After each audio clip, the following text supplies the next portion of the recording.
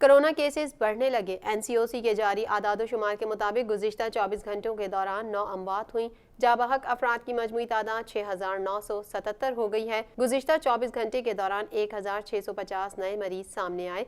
मरीजों की तादाद 3,44,839 तक जा पहुंची। एनसीओसी के मुताबिक 972 मरीजों की हालत तशवीशनाक है। 3,17,898 मरीज सेहतयाब भी हो चुके हैं। National command and operation centre के मुताबिक सिंध में 1,50,169, खैबर पख्तूनख्वा 40,657, पंजाब में 1,06,922, इस्लामाबाद 21,861, बलोचिस्तान में 16,106 और आज़ाद कश्मीर में 4,758 मरीज़ हैं, जबकि गिलगित बल्तिस्तान में मरीजों की तादाद 4,366 हो गई है। एनसीओसी के मुताबिक गुज़िश्ता 24 घंटों के दौरान 33,340, जबकि मुल्क भर में 47,09,603 कोरोना टेस्ट किए जा चुके हैं। अलावा पीपी रहनुमा कमर जमान कायरा कोरोना वायरस का शिकार हो गए। कोरोना वायरस के खतरे के पेश नज़र इस्लामाबाद के 5 सेक्टर सील कर दिए गए हैं।